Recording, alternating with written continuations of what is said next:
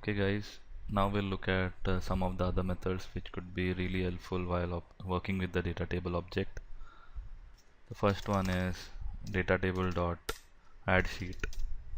Now what datatable.addSheet is, the code itself is self-explanatory that it will add sheet to your runtime data table. Now remember guys, as I said earlier, this is your static data table, whereas your runtime data table is something which is during runtime. So when the script is running, it will add a new sheet to the data table. So when I open the bracket, you'll see we have to enter the sheet name. So you can give any sheet name, such as we have action 1, so we can give test. So what QTP will do is, while it is executing and when it comes across this step, it will add a new sheet to your runtime data table. Okay, so this could be useful when you have to take results in different tabs, and that's why you create a new tab every time to take different results. So it's not possible while running the script, it's not possible. So this can be achieved through code. And the next we'll see, like we have add sheet, we can also delete sheet during runtime. So what delete sheet will do is, it will suppose it will delete any of the sheets during runtime. So suppose you don't want any sheet, you want any sheet to be removed from your runtime data table, you can just use this code datatable.deleteSheet, and when QTP encounters this step, it will delete the sheet from the data table. So the syntax for this is, we have to give the sheet name in this format. Okay, datatable.deleteSheet space, and in double brackets the sheet name. Now there's one more code. It says datatable.getSheet.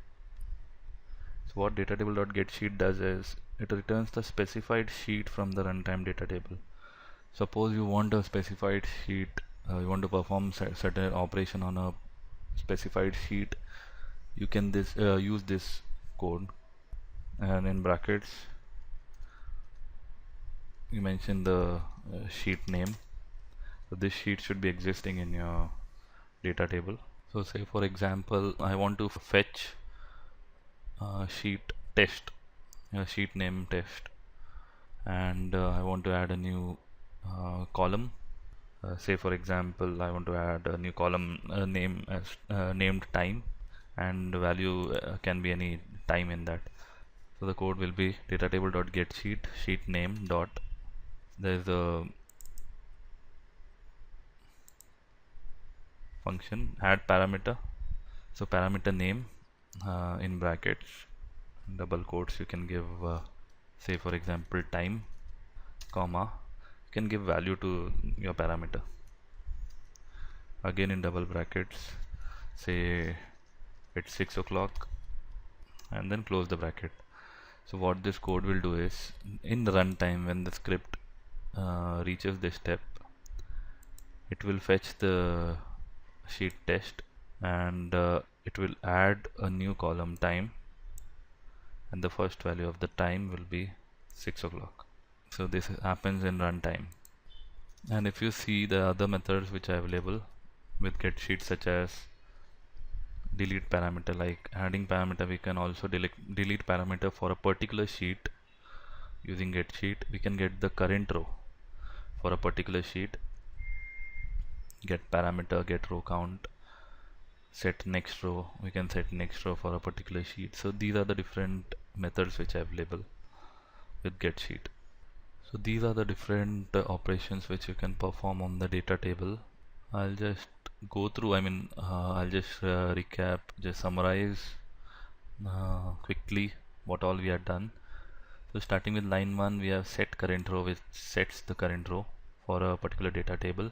So and inside 1 means it sets the first row, and data table.get row count returns the number of rows of the longest column in your data table. for a particular sheet. Then we have set data table. This code is used to set any value in the data table or to retrieve the value from the data table.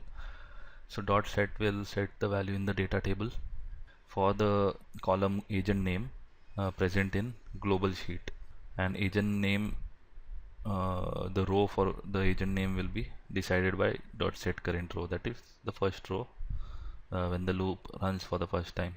Then we also have data table result global sheet equal to pass. In this case, we are putting the value in the data table in the results column of our global sheet. And then we also have learnt about systemutil.run, wherein this code is used to open any application, a desktop application.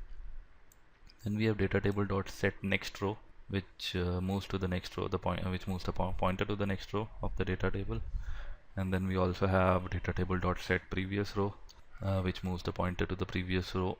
Then we have datatable.export and export sheet. Export is to export the entire workbook, and export sheet is to export only a particular sheet of the workbook. And datatable.import, likewise, import is to import the entire workbook, and import sheet is to import any particular sheet of the workbook. So as you can see, we have covered the important methods which are available with the data table. Since you are doing it with me, these should suffice to perform the different operations on the data table. But apart from that, we also have other methods which are available. So just go through it. What you can do is, whenever you type data table dot data table period dot, QTP itself will show you certain methods. So you can choose one by one, and you can just practice, and you can understand what it means to say. However, we have covered whatever is needed, but you can explore more on your own. So we move on to the next topic, which is virtual objects. So we are done with data table. At this point of time, you should be comfortable with working with the data table, and since it's a very useful concept. The next is virtual objects. Virtual objects is pretty interesting. I'll explain you. First of all, we begin with the definition. What is virtual objects?